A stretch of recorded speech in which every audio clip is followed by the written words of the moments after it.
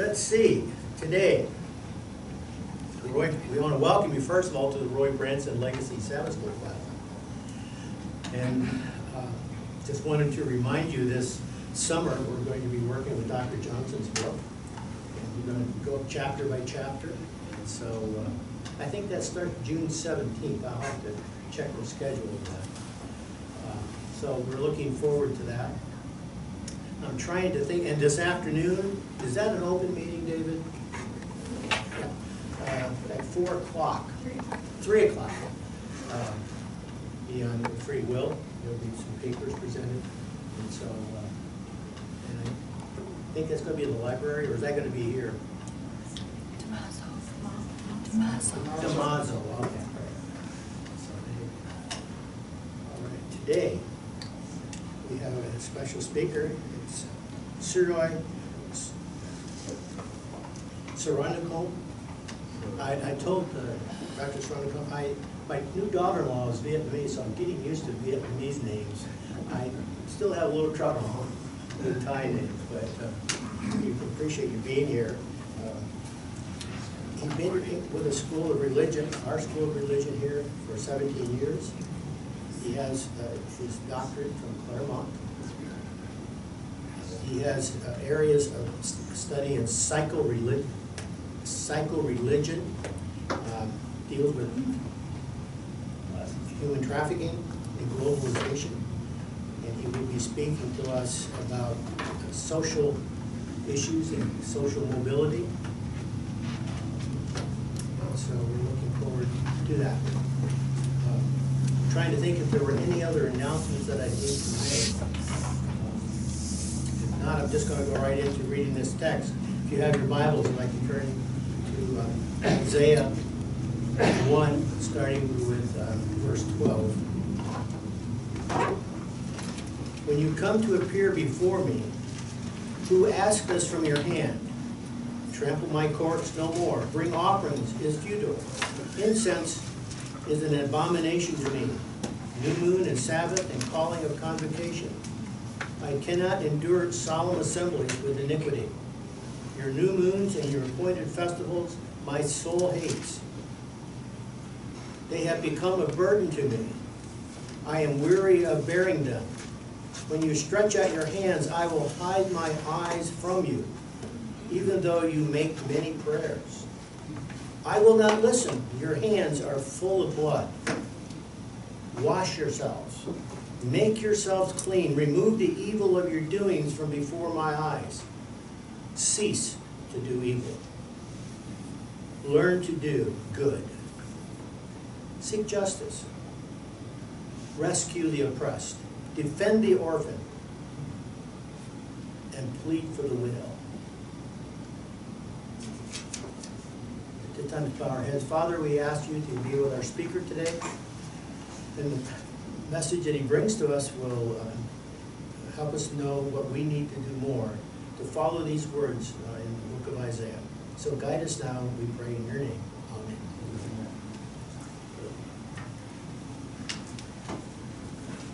Amen. Hi, good morning. Right. Too loud. It's such an honor to be here. Thank you so much, Dave, for the invitation. Dave was telling me that I think I have about 25 years or so to do a presentation, and he said you'll be on YouTube as well. So I thought I got to be careful what I said on YouTube. The question that so I'm gonna. Just going to go right into the topic. I was asked why did I get engaged in this kind of topic, and what has that got to do with religion at all? And I wanted, and so my quick answer is that religion is everything because it is what drives me to do what kind of research that I'm involved in right now. So why am I so interested in the topic of poverty? It has a lot to do with my religion. It's my theology. And so I want to start with, if I can find this, it's a biblical text from Deuteronomy 25, verse 2. And God says, when you come into the land which I give you, then the land shall keep a Sabbath to the Lord. And I think this kind of laid the foundation for a lot of things that I do. So I went through like 3 stages in my kind of development in the past 5-6 years. And the first was my interest in the neoliberal economic policies. The second was my interest in the genealogy, Foucault genealogy and knowledge. The last was Pierre Bourdieu, social capital, symbolic capital. So I went through these 3 stages. So I want to kind of very quickly go through some of the stages that I went through. I consider this more like a sharing than like making any claims, because I don't want to make any claims, especially when the video is on. So I'm going to be just sharing what I've been through, the things I kind of struggle with in terms of poverty and education and knowledge. Okay. So what got me into this whole conversation was 2 things. There were 2 things. One was I was doing the research on human trafficking, and then as I was doing this research on human trafficking, I kind of came to the conclusion that a lot of time we don't talk about the economic policies that affect a lot of people. We talk about perpetrator, the system perpetrator. But as I was looking through, I began to realize that economy and the economic policy has so much impact on the issue of human trafficking. So that was one. The other one was I was sitting in the school of religion 5 years ago, and like all this assessment thing was coming, like PLO, ILO, learning outcome, and like so much work.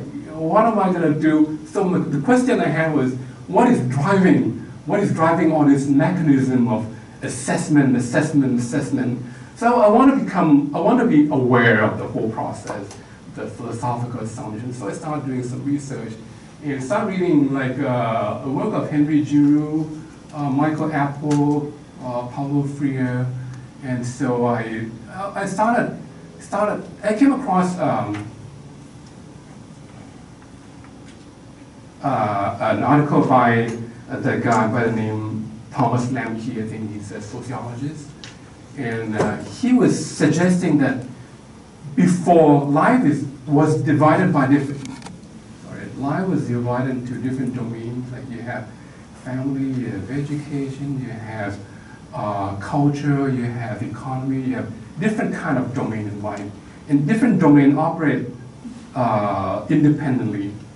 He suggested because of the neoliberal economic policy, every domain has been collapsed into one domain, which is economic. So now we are defined through economic term, meaning you are defined by how productive you are.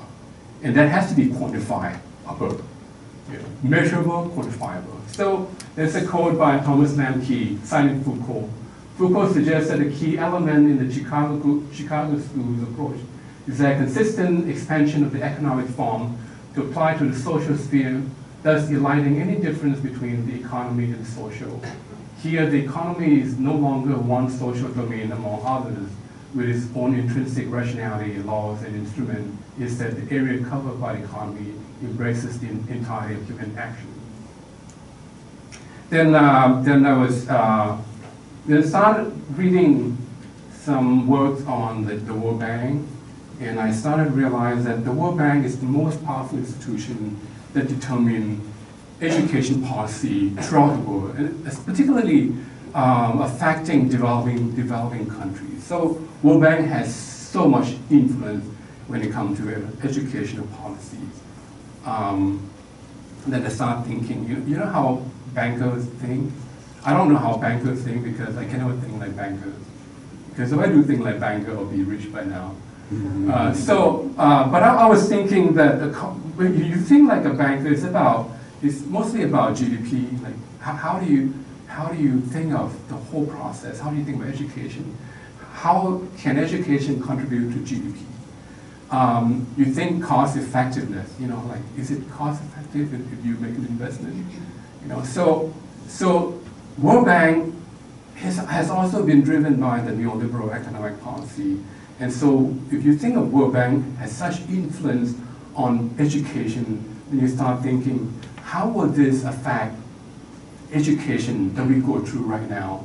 And so education, and some of the readings that I came across was that education has now been commodified. Education has now become a product. You know, you got to buy this product. And so education institution has to brand the product in the most appealing manner in order to attract students to the institution. So I'm thinking, if you're a student right now, if you're just living in this country at the moment where everything is so expensive, housing is expensive, food is expensive, everything is expensive. How are you going to survive? It's like, well, education is the way, the best way to achieve this viable goal, right? Like, I need to get good education so I can get a good job. So from the perspective of education institution become, how can we provide the best product, the most appealing kind of product? So there are a few things that happen. For example, Henry Giroux talks about this. Not I'm the researcher, I kind of forgot the name. Discuss how now you have a lot of CEO-like kind of people operating in education institutions because they need to turn education more aligned with the economic system. Then you have more policy, you have facilities, pushing facilities, they attract more people. And you have the need to, the desire to hire well-known professors into your institution. But these well-known professors are very expensive. So in order to balance that, you kind of use a lot of adjunct, because when you have a lot of adjunct, you save a lot of money. And so you have all this thing going on. And then there is this whole thing called the admission process. So how do you guarantee that you're going to produce a very appealing product? You admit good students, you know, high SAT, high GPA, students who are positive outlook, you know, students who are out there, proactive. So if you admit quality students to the program, you can be sure that you're going to have good product.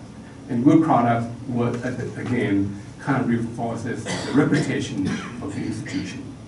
The other interesting thing, which was very interesting to me while I was working on this assessment, was that there were some professors from University of Rochester who did some studies and research, and for them, they claim that assessment is a form of a way of legitimizing the monetarization of knowledge.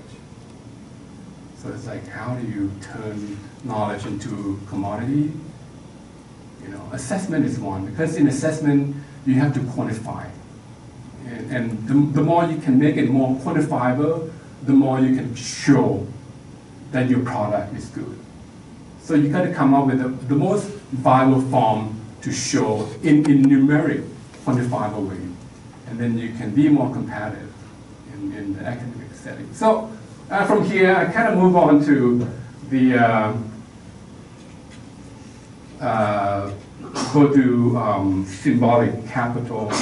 symbolic capital. So I was defending my dissertation, and one of the committee members was a Vodou kind of advocate. And so when you have a committee members who advocate for Vodou, then you have to do more Vodou. So she was reading through and said, you have too much Foucault here, you need to add more Vodou. So there was a quote that in Vodou that was kind of captured me. The line, what he argued for was that education plays a very important role in the reproduction of social class. So when I started reading, I thought, wow, this is very, what is the mechanism? How does this happen?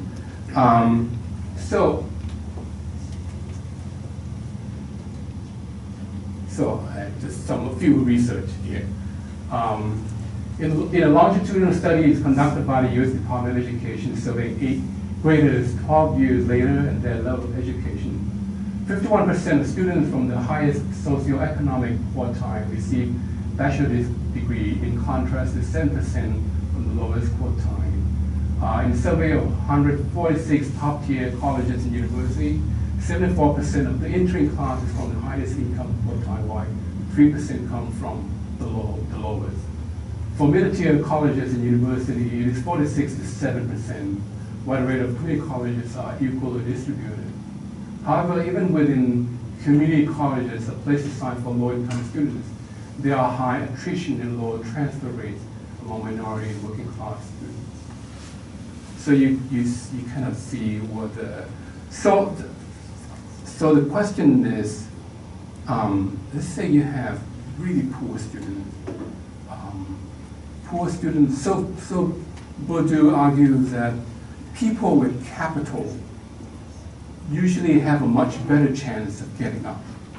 If you have capital, your ability to move up will be much better. If you have no capital, your chance of moving up is going to be much worse. Am I right? So if you don't have enough capital, how will you move up? So think of poor students. Think of poor students. They have to work. They don't have as much time because they have to work to support themselves through school. And because they have to work, they can't spend as much time in studying, in trying to get good grades and all that. Then they have more stress because poverty is generous stress. You have more stress you have to cope with. And then you have to try to survive. How do you survive when you don't have all these resources? And then on top of that, you don't have parents who can guide you. Does that make sense? If your parents hasn't gone to colleges or university, your parents cannot provide guidance for you. So you don't have that kind of environment to help you. And then kind of a few interesting details, like application is costly to apply. The student usually apply to 5 to 8 universities in general. And then if you think into a debt, the average debt for 4-year colleges is about $140,000 by the time you add interest. It takes about, on average, 21 years to pay off your university debt. So all these things kind of add up. How do you compete while you have to deal with all these kind of issues? And if you don't have the capital, you don't have the money, how will you compete? I was interviewing students. Her parents were farmers. And she said, even when she took the student loan, this is in Thailand, and so the student loan wasn't enough to cover a lot of stuff. And so during the summer break, she was from the Northeastern, she left her village, went to the city, worked as a construction worker for 3 months, just to earn enough to help cover part of her tuition fee. So if you go out 3 months working as laborer, you start thinking, how can I be competitive? How do you become competitive when you don't have that kind of capital? So you kind of put this in the context of neoliberal policy where education become a lot more competitive than before. So the question becomes, what kind of chances can these poor students compete? So again, come back to go to phrase like, what's the phrase? The phrase was, education play an important role in the reproduction of social class. Somewhere it is there. So the last point I want to make,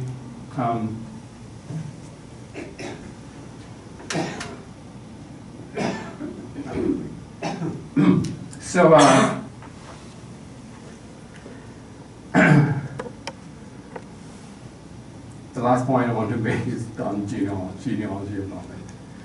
I was in Bangkok in a taxi, and taxi drivers can be very talkative, right? And so most taxi drivers came from the Northeast. They were farmers, came from farming families. And he was complaining to me, he said, the rain hasn't been coming. And so we're kind of suffering. There's not enough water for planting rice in this season. And then he went on. I thought it was very interesting. He said, like before farming, farmers like to have big families because with many children you can do a lot of work in the farm. You can send 2 kids, 3, 4, 5. The more the better. So you can will become lighter and you have more products. And he said, but now he said things are so different. Things are so different because children are having under the name of human rights. Students, we have what we call mandatory education. So children have to go to school. So this is not what he said, but I was just reflecting. So I was thinking, first you have many kids who can help you generate labor and income. Now you don't have many kids, you may have many kids, but they cannot generate income for you, but you have to generate more income for them. So it's like kind of double negative, double something, right? So you don't have the help, but you have to find extra help to help them go to school. And school is one of the most expensive expenditure, especially for poor farmers. So K to 12 is free, but there are a lot of expense involved. They have to rent. Usually school is further, so they have to pay someone to pick their kids to school. There's food, there's all kinds of other stuff. There's K to 12. When they go to university, it's a lot more expensive. So a lot of farmers said to me, I remember a lady said to me, my son decided to be a monk, and she was very happy because she saved on her education expense. I don't have to send him to school, and the monastery is good education, like good education. So when you think of, so he went on and he said, well, that's not the end. That's not the end of the whole problem. The problem is that now there's the labor law to protect the kid. The labor law said you can't work until you hit 15. And even at 15, you can only do certain limited hours. He said, well, when he was 12, he was working at a gas station helping his family. So when you kind of put this thing together, it's like, we have been kind of ingrained in us that education is the way out of poverty. Education is the solution. There's a documentary there's a documentary called Schooling the World, and the documentary suggests that if you want to change a culture in one generation, start a school. Because schooling can wipe out a culture in 1 or 2 generations. So back to the story of this young farmer, taxi driver.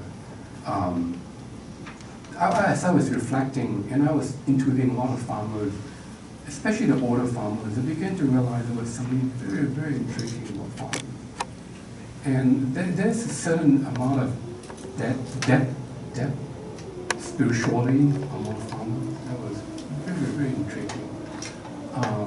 Because I think if you live in an urban area where all the environment is under control, it's very different from living in an environment where you depend on nature every single day, where you have to align yourself with nature every single day. You think very differently. Your theology becomes very different. You think of God very different. You think of living very different. So it's a very different way of thinking when you are in the midst of an agricultural mindset. So education, something of education here, and this is my reflection. Education is not in a vacuum. Education is placed with a particular assumption, worldview. And worldviews are not without values. Worldview come with values. So the argument of this documentary is that education, for the most part, is pro-industrial. So you go to school, you're not going to school so that you can go back and become farmers and work in the land. You go to school so you can become white-collar worker. And so education, for the most part, kind of prepare you into an industrial world. So a lot of farmers went to school, they don't go back to farming. In fact, they don't even know how to go back to farming anymore. They just lost the skill. So farmers' children by the second and third generation have lost the skill, or not the desire to be farmers. It's gone. So I'm kind of comparing these two worldviews, and that's how I'm gonna close this. So in an industrial, this is just my reading, in the industrial kind of worldview, your value is based on your productivity.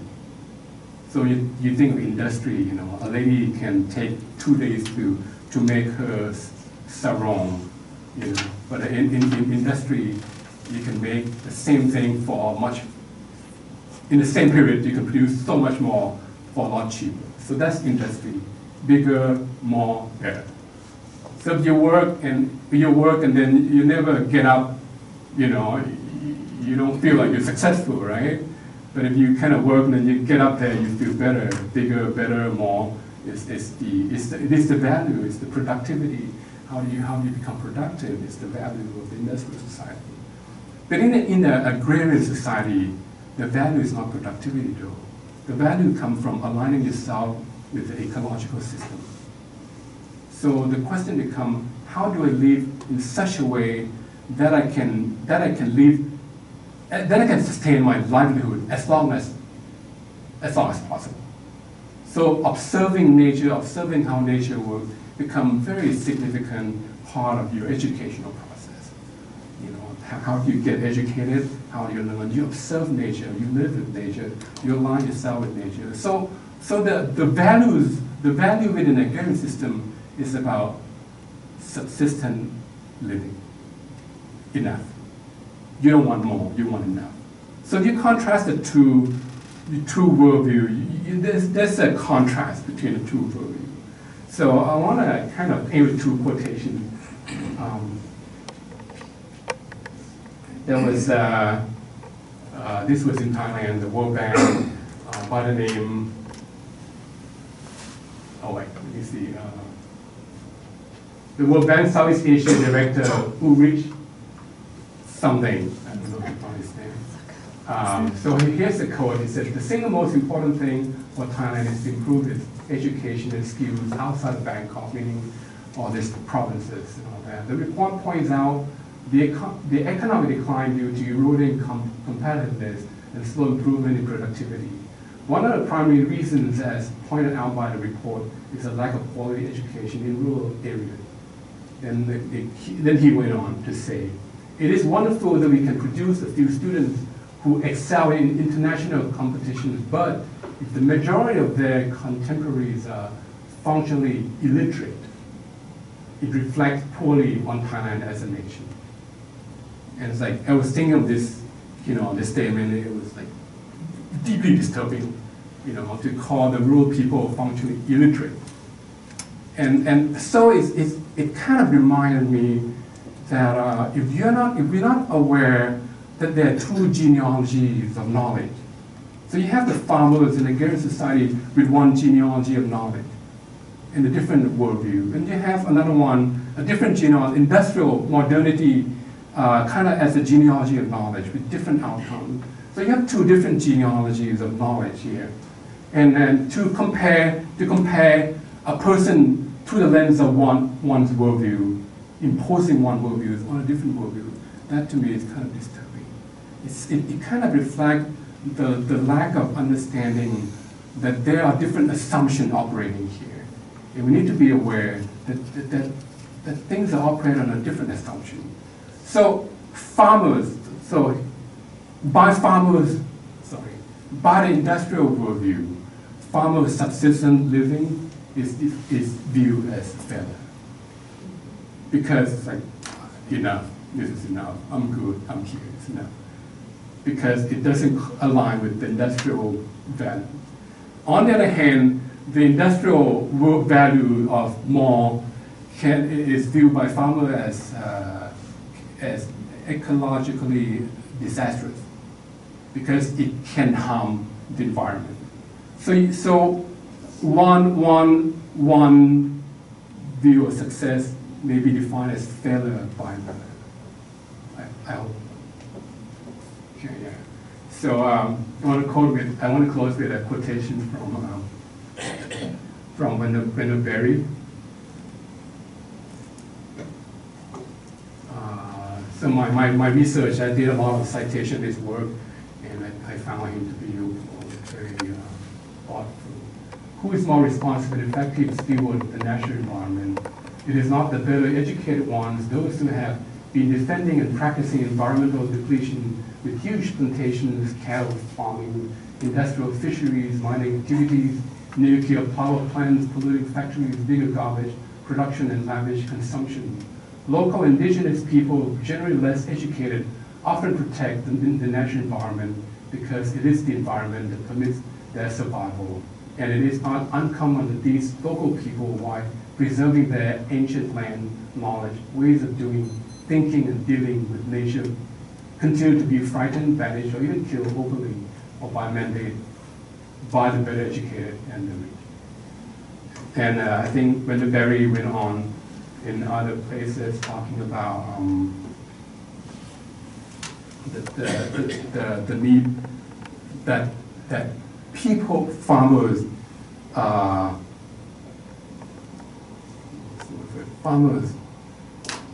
the love for the land is so important, because if you don't take care of land, you don't really have much left, because land is everything.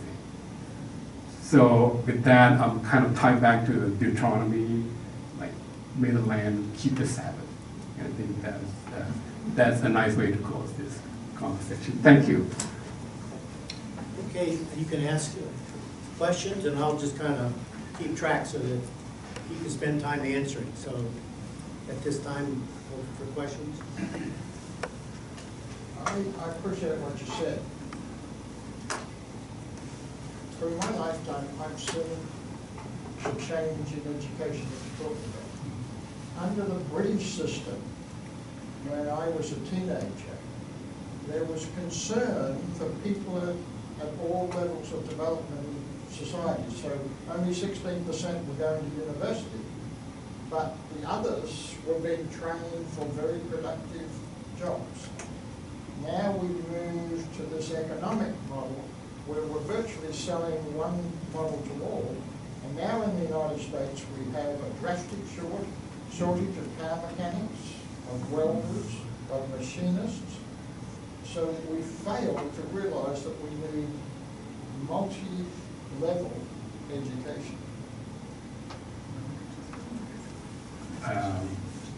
The Thai Prime Minister currently has been out on the mass media saying, don't send your kids to this liberal education, 4 years, or graduate school, send them to vocational school. And there's a big push, because of the big push for development. It's like, no, what we need now is more vocational, because vocational is what's going to help. I don't know if that's what you're referring to. How do you fit this into a globalization of the world? I mean, it's a global village, and for the drive is to fit into a global economy. How do we reconcile this?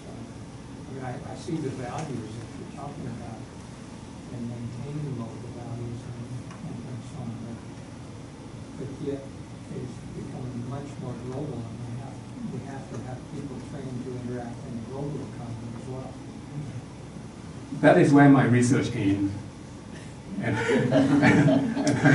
haven't gone further than that. I have been reflecting, but I don't really know. Thai educational system in particular has been pressure to align with the globalization, pushing your ranking, pushing publication, pushing research, so that will be up to the competitive. English language. Yeah, and language as well. So there's this big push to be competitive in the global market, and yet, I think I don't have a solution, but my concern is that the bigger this push, and the further the further we kind of marginalize certain population, and how do you bring this population back to the place?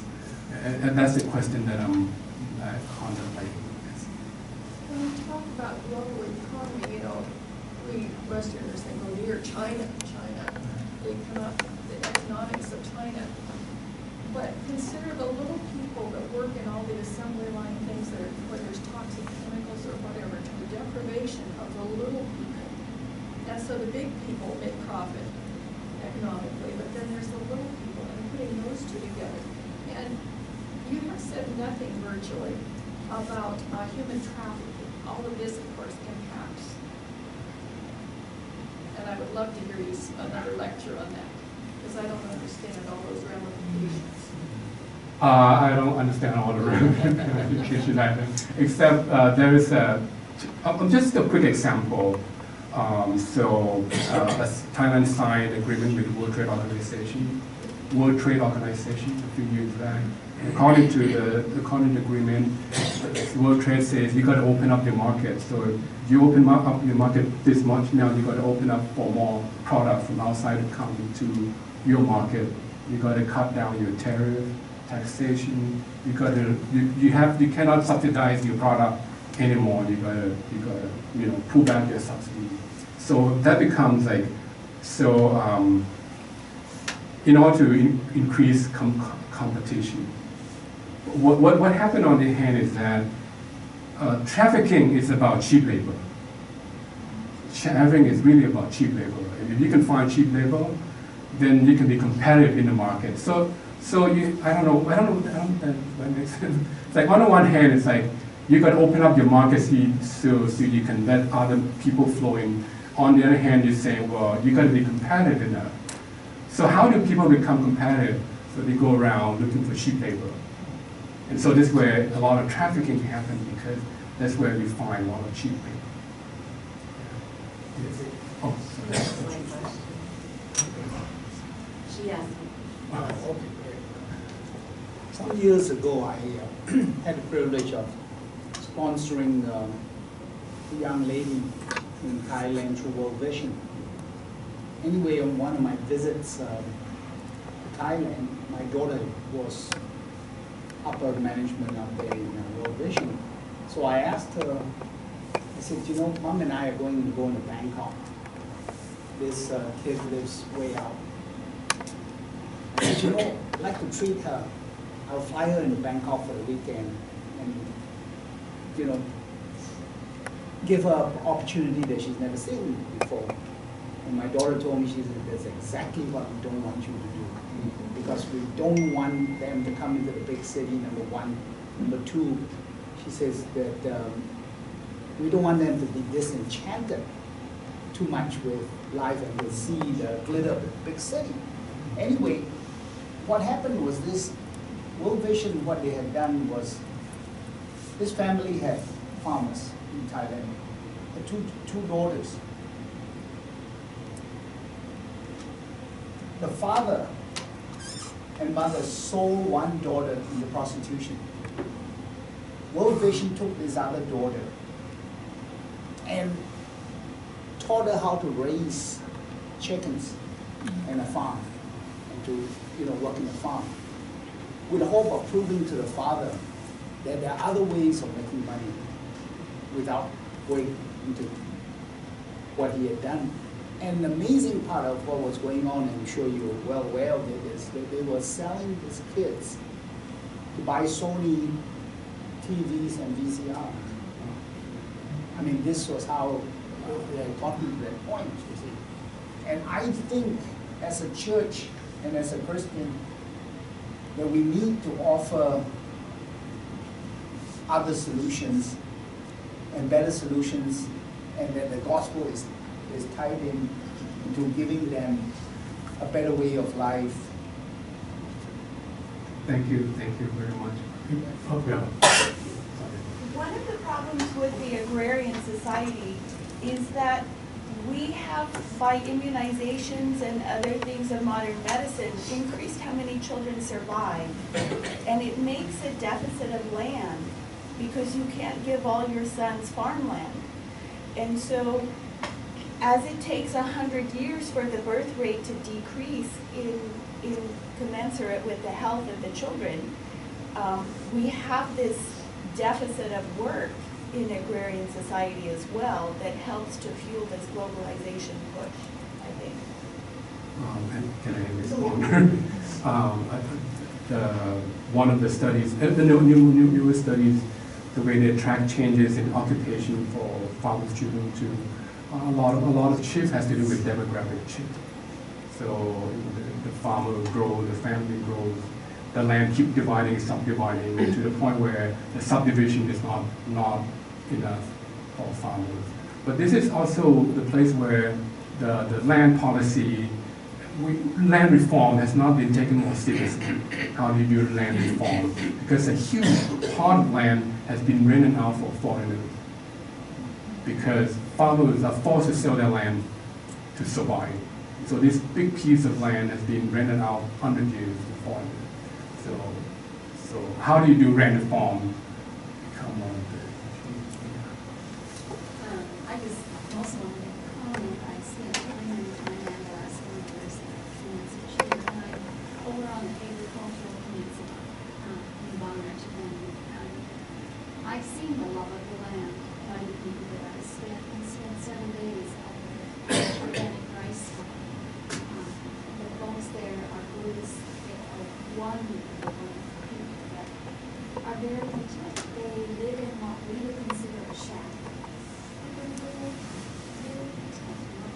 Just when you say food, not what they need, and that's where they achieve that happiness. I think I'd be remiss not to mention that their king, who died in South was very beloved by the people, and he had gone abroad and learned how to improve their farming methods, and came back to Thailand and taught how to do better than what how they produced production equipment. And to me, there's real honor in them taking what they can learn in that The king who we point originally and multi-crop, so shifting from monocrop to multi-crop, and teaching how on a piece of 2.5 acres you can probably feed the family pretty well. You know how to plant it. That's what you're referring to. Dr. Siroj? Yes. It's an Indian name? Thai name. Thai? Yeah. Okay. I see why you were interested in Thailand. You made a connection between economics and the capital, and it's a very good connection. It's important, and the role of the World Bank is providing funds for different projects, including education. You exemplified this with Thailand, and Thailand is a very interesting country. I was very much interested in Thailand, especially during the Cold War. It was one big question in my mind: why Thailand, which was bordering with Laos and Cambodia, not Vietnam and China though, but was not affected by the communist microbe? How was possible to resist in that environment the pressure of communism? And I was wondering if in your studies you included one important factor in Thailand, that is Buddhism as the main religion. That is in my view, is very important. Well, as far as I know, Buddhism is not concerned with too much with the social programs, but it's more interested in the individual enlightenment, which, because that was Buddha's way, to reach karma, to reach that higher standard to be in paradise. Then the position, should we consider also the position of, very important position of Buddhism in this regard, concerning education, being very interested in especially higher education. What do you think about this, the importance of this factor? Thank you. Two questions. Let me try. So first, a historical question. So in the 60s, the late 50s, and early 60s, communism was coming. I think first Vietnam, Cambodia, so surrounding Thailand, and then and the more immediate was Laos, as you were mentioning. I think that was when the push for development came. So Thailand became a geographic ideological strategic location. So if you can preserve Thailand, you can preserve the domino effect. And so a lot of funding, USAID, development, those were a lot of stuff coming in that pushes for a lot of development, especially in the peripheral areas, because communism was already, there was a Communist Party in Thailand back in those days as well, especially on the regional section. And so a lot of stuff were happening, but I think the government, there was a big push for the government to make sure their roads and all the cities are connected so that the part of communists the ideology to come into time. So that was, I think, part of the answer to your first question. Second question of Buddhism. Buddhism is not we're not social activists in principle. You don't find that in Buddhism. But what is interesting is that the Buddhist approach to social issues is that if every single one of us have lesser desire, a lot of problems will be solved. So instead of attacking different social issues, the Buddhists say, well, yeah, there are issues here, but if you learn to get rid of your greed and desire, problem will be gone. So it's a more indirect kind of social activism that is prevalent.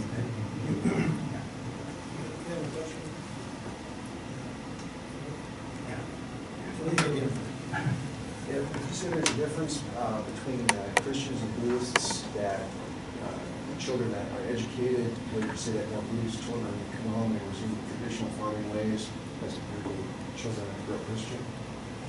I don't have enough information to make the comparison. So, but the majority of farmers, yeah, that's the question. That's a good question and difficult right now. I don't have information at all. So I know very few Christian families who are practicing farmers. When you were there a lot of? No, right. So I sorry, I don't have that data to make comparison. But next time I go to Thailand, I'll find it. You said human trafficking is a source of cheap labor. Can we bring this closer to us in Loma Linda? And this may be folklore, but that San Bernardino County has the highest human trafficking of any county in the U.S. True or false? What are we doing about it? And the whole issue of social activism, you know, and I'm just a lowly citizen in this county. We have a friend that's a Loma Linda med school graduate, and she was just really deplored by the fact that human trafficking is so close to our own campus, and wanted to devote her life to, you know, make some changes. She was educated and had an international background. Her parents, devout Adventists, the response was, "For land's sakes, no, preach the gospel." And I find myself saying that is, you know, what is the gospel to people that are caught in these human trafficking situations so close to us? There is a quotation, I'm not exactly quote, by Gustavo Gutierrez, where he says, how do you preach the gospel to the poor? You preach differently. You don't go and preach, you got to do it very differently. And you have to address the structural violence. I don't know enough about trafficking in this region. My studies is more Asian, so as I was mentioning, I need to learn more. So you've talked a lot about economic and status and the method to get there is through education and that type of thing. I've heard some professors from this university talk about the change in goals of students today. There's not always the drive to be at the top of their class. Their goals have changed a little bit. They're there doing the education, but they're more family-oriented and that type of thing. So for the future, what kind of changes might we expect to see? I mean, look at a lot of the jobs that education provided are going away. So not that, you know, not that every clerk is highly educated, but you look at the stores today, there's stores where there's hardly any clerks anymore. You have a card, you stick it in, you walk out the door. So a lot of the things that people are driving for, we look at the switch today of the role that physicians have played. A lot of that is passing on to other groups, nurse practitioners, PAs, etc. Computerization is creating a lot more capabilities for diagnostic stuff for health and that type of thing. So where do we see the future potentially going? Because maybe some of these jobs that education has provided today won't be there in the future. Well, I need all your help to answer this question because I'm not quite sure how to address it's a very interesting question about the future of education here. I just really quickly, like other, not quite directly but related stuff. There was a study done in Mexico City where a lot of young college age students don't go to school anymore, don't go to for an education. And the question, it puzzled educators that if there's a chance for an education, why don't you go and get education? And when they started analyzing this qualitative data, they found out the reason why they don't, and then compared it, they did some census comparison as well. So what they found was that this younger generation is thinking, even if I were to go to school, I will not be able to get a job. And the kind of job I get, I don't need to go to school for. Yes. So why do they go to school? The best thing for me is to send someone across the border, and that someone across the border is the best investment I can get for my family. Because whatever income they may generate, sent back to our community, that's the best thing we can do for us economically. So where the school no longer provide the options for substantial living, people look for other options. I'd just like to answer your question. I belong to Rotary here in Redlands. And Rotary International, one of their main projects is human trafficking this year. And our local club here in Redlands is getting very involved. I don't know if San Bernardino County is the highest, but it's significantly high. And so there's feeling among the district here that something needs to be done. So our local club now is an organizing part to address themselves in some way to human trafficking, because it is significant. 1 in 4 runaway girls ends up in human trafficking. So Could you define human trafficking? Is that prostitution or is that labor usually that's what forces? we talk about, prostitution. I think you're also talking about economic working. We're talking about prostitution. When you think of, if you think of it as the umbrella for trafficking, it can be any kind of profession, but there has to be coercion, there has to be deception, and there has to be migration of sort. So migration can be across the border, or it can be within the border. I'm just wondering what percentage, when we talk human trafficking, are we talking 50% prostitution and 50% cheap labor, or what are we talking? Do you know? I can only mention, I can say Asian country, I don't know about you, I don't have a stat from the US, but in Asian country, most of the traffic is labor trafficking. And the percentage for sex trafficking may be about a quarter or less than a quarter. A lot of labor trafficking becomes. And you know if that's what happens here in this country? I don't know. I haven't. Yeah.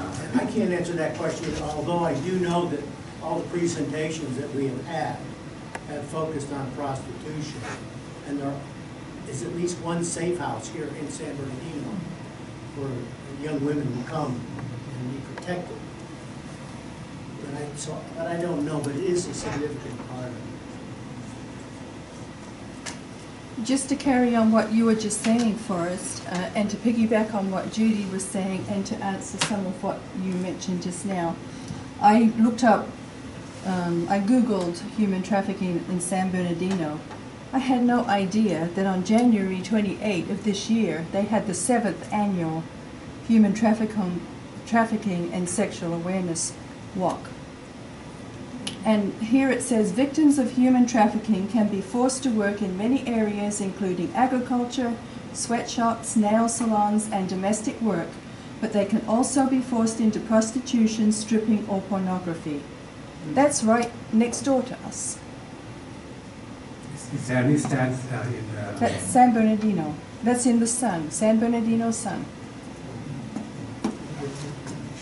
This is the last question. Yeah, very quick. Do you think, is there any relationship between the prostitution and the education? Because, again, we bring in the picture Buddhism. Buddhists consider women inferior to men. And it is a practice for the young women to go into the prostitution to help their families as a sign of reconnaissance, recognition for what the families are doing for them. You think, is there any relationship between these? Great question. It's not so much Buddhism, it's more the traditional religion, local religion, that kind of, and a lot of what I see is that usually the eldest daughter is the provider for the family. Yeah. So if they're not able to provide through other means, sometimes prostitution becomes means of providing for the family. And it's related to education too, whereas because they don't have resources, they don't have help, so they don't get the kind of education that can help them get a good job to provide for the family. So sex work become one of the second most viable options for them to provide for the family. I have to mention this. I interviewed about 30 sex workers in Thailand. One of the most intriguing things that I learned is that on average, these sex workers send money home, send about 70% of their income back to their family. And they live on like 30% just for themselves. So the sons don't take care of the family, like the oldest son, it's the oldest daughter?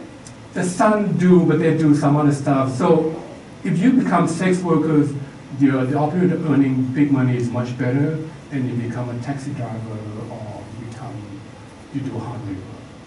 So if you have an education, you have two options here: hard labor, taxi labor, construction workers. These don't generate as much income as if you are women when you become a sex worker. However, now the changes where LGBT is moving in, and somehow men are taking on some of this role as well in certain parts of the country. Okay, well, thank you very much. Appreciate you coming here today. Stay by and answer questions. Sure. Okay, at this time we'll read our benediction. The Lord bless you and keep you. The Lord make his face to shine upon you and be gracious to you. The Lord lift up his countenance upon you and give you peace.